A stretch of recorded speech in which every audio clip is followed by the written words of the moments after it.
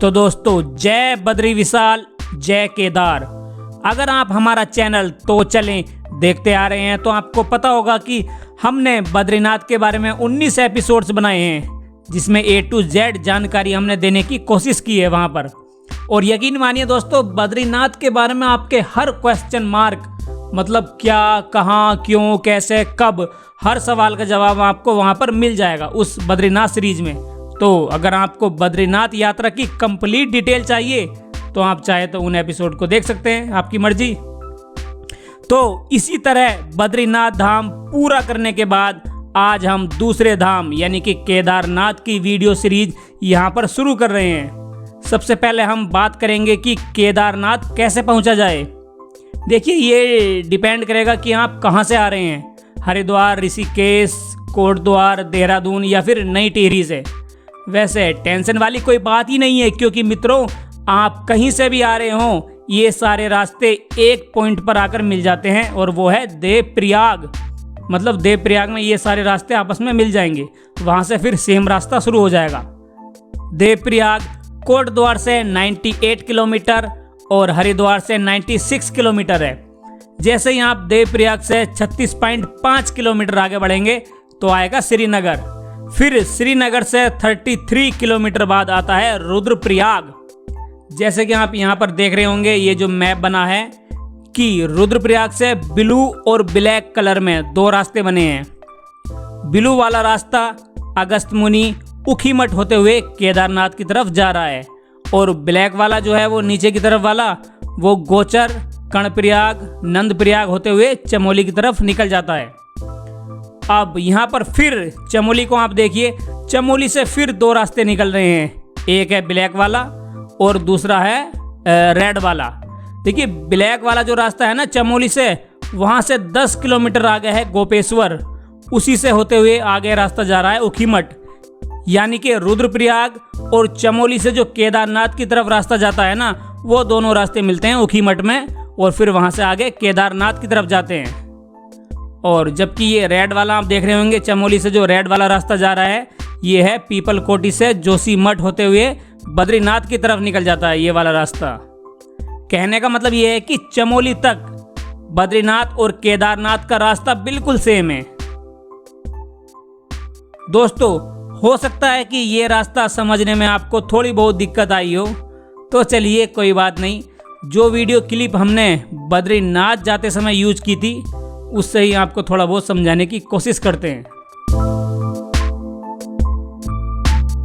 मैंने बताया था कि चमोली गोपेश्वर होते हुए एक रास्ता केदारनाथ की तरफ जाता है। केदारनाथ मंदिर चमोली से करीब 134 किलोमीटर है।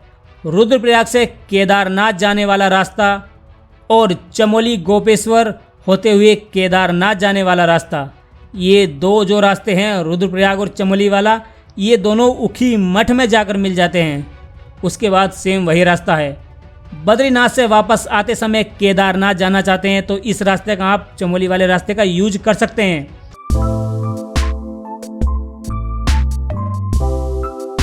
अब जब यहाँ आपके केदारनाथ के दर्शन हो जाए तो वापस आप गौरीकुंड, सोनप्रयाग, फाटा, ऊखीमठ और अगस्त्यमुनि होते हुए रुद्रप्रयाग वाले रास्ते से आ जाइए। उसके बाद हरिद्वार, ऋषिकेश, जहाँ भी आपको जाना है वहाँ चले जाइए। जैसे कि मैंने पीछे बताया कि हरिद्वार या अन्य जगह से अगर आप केदारनाथ और बद्रीनाथ आ रहे हैं तो दोनों के लिए जो रास्ता है ना चमोली तक, वो एक ही रास्ता है। चमोली के बाद ही एक रास्ता केदारनाथ की तरफ निकलता है और दूसरा बद्रीनाथ की तरफ। तो भाई साहब, अगर आपको इनके बीच आने वाले स्थानों जैसे हरिद्वार, ऋषिकेश, देवप्रयाग, श्रीनगर, रुद्रप्रयाग, गोचर, कर्णप्रयाग, नंदप्रयाग, चमोली, इनकी कंप्लीट डिटेल चाहिए तो भैया आप हमारी बद्रीनाथ वीडियो सीरीज देख सकते हैं। वहाँ हमने इन स्थानों के बिल्कुल कंप्लीट जानकारी दी है कि कहाँ पर क्या है और किस स्थान का क्या महत्व है। तो चलें, केदारनाथ का एपिसोड हम यहाँ पर शुरू कर रहे हैं, जिसमें हम केदारनाथ के लिए चमोली वाला रास्ता लेंगे, जिसमें हम चमोली से चोपता तक की 53 किलोमीटर की यात्रा तय करेंगे। इसमें चमोली से 10 किलोमीटर बाद आता है गोपेश्वर, गोपेश्वर से 15 किलोमीटर बाद है मंडल, फिर मंडल से 28 किलोमीटर बाद आता है चोपता। तो इस तरह चमोली से चोपता तक की टोटल यात्रा हो गई 53 किलोमीटर की। तो यही सफ़र हमें तय करना है आज। कुछ ही किलोमीटर बाद घना जंगल यहाँ पर शुरू हो जाएगा। चमोली में हमें यहाँ पर एक व्यक्ति ने बताया था कि जंगल से शाम होने से पहले ही निकल जाइए, यहाँ पर अक्सर कुछ जानवर सड़कों पर देखने को मिल जाते हैं जंगलों में। चमोली समुद्र तल से 1550 मीटर की ऊंचाई पर है। चमोली से करीब 10 किलोमीटर केदारनाथ वाली सड़क पर गोपेश्वर आता है। गोपेश्वर बालसाती नदी के किनारे बसा एक शहर है। अब आप सोच रहे होंगे कि यार ये तो चमोली का जिक्र कर रहा था, तो बीच में गोपेश्वर कैसा आ गया? अरे भैया, दोनों एक साथ ही हैं। वो कैसे, सुनिए। 1960 में जब चमोली को जिला बनाया गया तब इसका हेडक्वार्टर भी चमोली में ही था। ठीक है, कोई बात नहीं। यहाँ से 10 किलोमीटर दूर एक छोटा सा गांव है, उस समय गांव था, छोटा सा गांव गोपेश्वर। 1663 में चमोली और गोपेश्वर को जोड़ने वाली सड़क को बनाया गया। चूँकि चमोली अलकनंदा नदी के पास था तो भैया बार बार यहाँ पर बाढ़ और पहाड़ों के खिसकने की घटनाएं होती रहती थी। 20 जुलाई 1970 को अलकनंदा नदी में एक तगड़ी बाढ़ आई थी जो चमोली शहर के अलकापुरी एरिया को बहाकर ले गई। अब क्योंकि चमोली जिला और हेडक्वार्टर दोनों था तो सरकारी कामकाज तो भैया होते ही हैं जिले में या हेडक्वार्टर में। खराब मौसम के कारण अब यहाँ लोग पहुँचे कैसे? क्योंकि बारिश है, लैंडस्लाइड है, इस तरह की काफ़ी समस्या हैं। इस समस्या को दूर करने के लिए चमोली जिले के हेडक्वार्टर तथा अन्य सभी इम्पोर्टेंट ऑफिस को गोपेश्वर में ट्रांसफ़र कर दिया गया। अब जब सही तरीके से काम होने लगा तो चमोली और गोपेश्वर दोनों शहरों को जोड़कर चमोली गोपेश्वर नगर पालिका परिषद मतलब म्युनिसिपल काउंसिल बना दिया गया।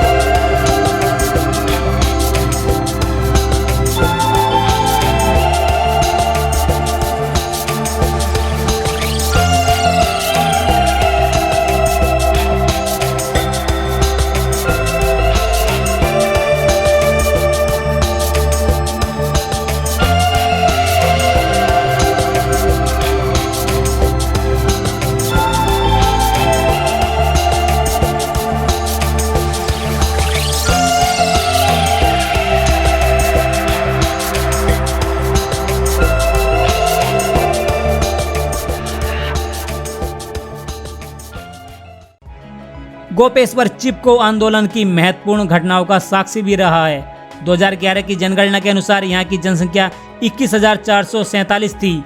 गोपेश्वर में गोपीनाथ मंदिर, Pandit Deendayal park, police ground का स्पोर्ट्स स्टेडियम आदि कुछ स्थान हैं। चमोली जिले का एकमात्र टीबी हॉस्पिटल गोपेश्वर में ही है तथा साथ ही शिक्षा का ये केंद्र भी है। यहाँ बहुत सारे स्कूल, कॉलेज तथा कोचिंग सेंटर है।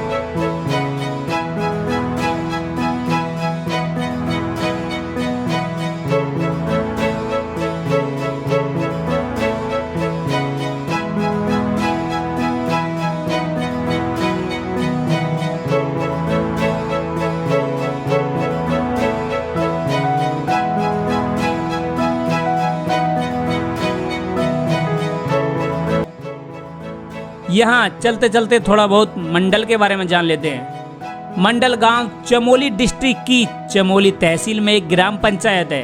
ये चमोली से 25 किलोमीटर और गोपेश्वर से 15 किलोमीटर है। 119 हेक्टेयर में फैले इस क्षेत्र के 108 घरों की जनसंख्या जो बताई जाती है वो है 452। मंडल गांव बद्रीनाथ विधानसभा और गढ़वाल संसदीय क्षेत्र के अंदर आता है। ये हिमालयन वाइल्ड लाइफ और पेड़ों से घिरा हुआ हरा भरा जंगल है। यहाँ पर पाइन, मेपल सहित अन्य कई तरह के पेड़ आपको देखने को मिल जाएंगे। मंडल से कुछ ट्रैक शुरू होते हैं जैसे रुद्रनाथ ट्रैक और कल्पेश्वर ट्रैक, और यहाँ से कुछ ही दूरी पर एक अनसुईया देवी मंदिर भी है। आप चाहे तो वहाँ दर्शन कर सकते हैं।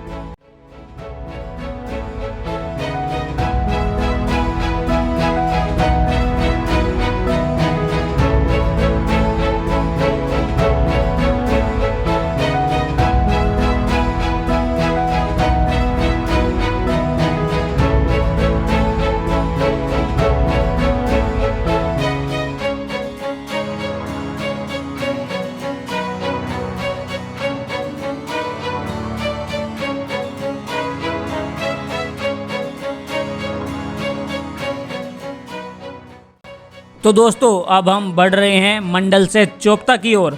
देखिए यहाँ एक छोटा सा कन्फ्यूज़न है। गूगल मैप में अगर आप चोपता सर्च करते हैं तो ये सबसे पहले दिखाता है मंडल और रुद्रप्रयाग के बीच वाला कोई चोपता है, ये उसको दिखाएगा। तो दूसरे वाले चोपता के लिए आपको गूगल मैप में थोड़ी बहुत और मेहनत करनी होगी, तब जाकर ये वाला मिलेगा जो कि मंडल से 28 किलोमीटर बाद चोपता। इसी की ओर हम आगे बढ़ रहे हैं अब।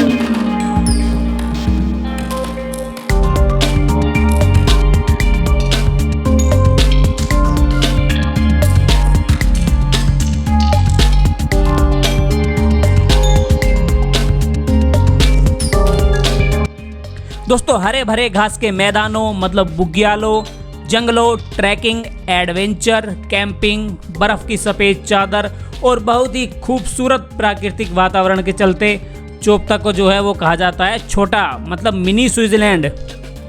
ये रुद्रप्रयाग जिले में बसा एक छोटा सा हिल स्टेशन है। कम भीड़ भाड़ और खूबसूरत प्रकृति की चाह रखने वालों को यहाँ एक बार जरूर आना चाहिए। चोपता को देखकर एक अंग्रेज कमिश्नर एटकिंसन ने कहा था कि जिस व्यक्ति ने अपनी लाइफ में चोपता नहीं देखा उसका इस पृथ्वी पर जन्म लेना ही बेकार है। देखिए कितनी बड़ी बात कह दी। हालांकि ये थोड़ा बहुत ज़्यादा लग सकता है आपको, पर भाई साहब यहाँ के ज़बरदस्त नज़ारों को नज़रअंदाज तो नहीं किया जा सकता ना, जितनी खूबसूरती यहाँ पर बसी हुई है। देखिए हम जिससे ये वीडियो रिकॉर्ड कर रहे हैं वो बहुत सस्ता एक्शन कैमरा है, तो हो सकता है कि आपको यहाँ के नज़ारों की खूबसूरती उतनी अच्छी ना लगे जितनी कि वो असल में है, मतलब ओरिजिनल में है।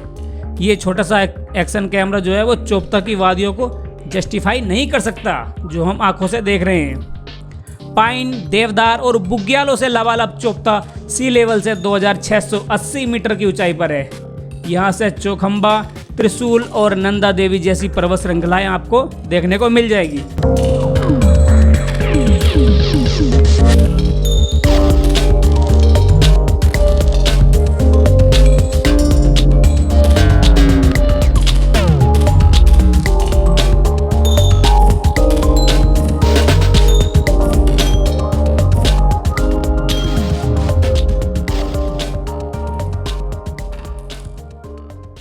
ये हंसी वादियाँ ये खुला आसमां, आ गए हम जाने कहाँ। मित्रों कैसा लग रहा है?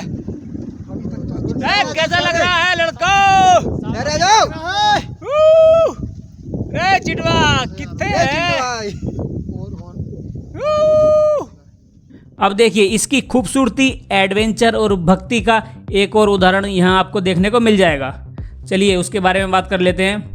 दोस्तों भगवान शिव के 5 स्थानों को पंच केदार के नाम से जाना जाता है, जिसको पांडवों ने बनवाया था। इनमें से एक तो है केदारनाथ जी का ही मंदिर, फिर रुद्रप्रयाग रुद्रनाथ, कल्पेश्वर, मध्य माहेश्वर और फिर आता है तुंगनाथ। जी हाँ तुंगनाथ। चोपता से करीब 4 किलोमीटर कठिन ट्रैकिंग के बाद ऊंची पहाड़ी पर तुंगनाथ मंदिर है, जो सी लेवल से 3600 मीटर की ऊंचाई पर है। इतनी अधिक ऊंचाई के कारण ये दुनिया में सबसे अधिक ऊंचाई पर बना शिव जी का मंदिर है। चूँकि ये काफ़ी हाइट पर है इसलिए यहाँ से चारों ओर के प्राकृतिक नज़ारे अद्भुत आपको देखने को मिलते हैं। भले ही आपको ये किलोमीटर कम लग रहे हो 4, लेकिन भाई साहब जब आप इसकी यात्रा करेंगे तो काफ़ी कठिन यात्रा होती है। पौराणिक कथा की बात करें तो पांडवों ने महाभारत में कौरवों को मार तो दिया, लेकिन उनके अंदर ही अंदर दुख था कि कहीं भाइयों की हत्या का पाप उनको ना लग जाए। इसलिए पांडवों ने यहाँ तुंगनाथ मंदिर बनाकर शिव जी की पूजा की और उनको मनाने का प्रयास किया। यहाँ पर एक मान्यता और है कि पार्वती जी ने शिव जी को पाने के लिए तुंगनाथ में तपस्या की थी। तुंगनाथ से करीब 1.5 से 2 किलोमीटर की चढ़ाई के बाद सी लेवल से करीब 4000 मीटर की ऊंचाई पर चंद्रशिला आता है। यहीं पर रावणशिला या कहें कि स्पीकिंग माउंटेन नाम से एक स्थान भी है। जैसे केदारनाथ की यात्रा होती है वैसे ही मई से नवंबर तक आप तुंगनाथ की यात्रा कर सकते हैं। नवंबर लास्ट से यहाँ पर स्नोफॉल होने लगती है, जिस कारण ये यात्रा बंद हो जाती है। हालांकि इस समय भी बहुत से लोग होते हैं जो यात्रा करते हैं। और अगर आप यहाँ घूमने के लिए आना चाहते हैं तो गर्मियों में मई से जुलाई फर्स्ट वीक तक आप यहाँ आ सकते हैं। उसके बाद आपको पता है कि अगस्त तक मानसून रहता है, जिस कारण आपको बारिश, लैंडस्लाइड से कुछ प्रॉब्लम हो सकती है। हालांकि यहाँ की खूबसूरती इसी मानसून के समय ज़्यादातर निखर कर आती है। पहाड़ों की खूबसूरती, हरी भरी बुग्याल, हरे भरे जंगल मस्त लगते हैं देखने में मानसून के समय, पर भैया थोड़ा सा रिस्क भी है। इसके बाद सितंबर से नवंबर तक का मौसम यहाँ आने के लिए ठीक रहता है। और अगर आपको बर्फ़बारी पसंद है हमारी तरह तो फिर भैया आप आइए दिसंबर से फरवरी तक, ये सबसे बेस्ट रहेगा। आपको भरपूर स्नोफॉल आपको यहाँ देखने को मिल जाएगी। चोपता में बहुत सारे कैंप है जहाँ आप रात को स्टे कर सकते हैं। दोस्तों चोपता के बारे में कहने को तो हमारे पास बहुत कुछ है, लेकिन भैया वीडियो की लंबाई का भी तो ध्यान रखना होता है ना, तो हम अपनी वाणी को यहीं विराम देते हैं। तो चलिए मिलते हैं अगले एपिसोड 2 में। तब तक के लिए जय तुंगनाथ, जय केदारनाथ।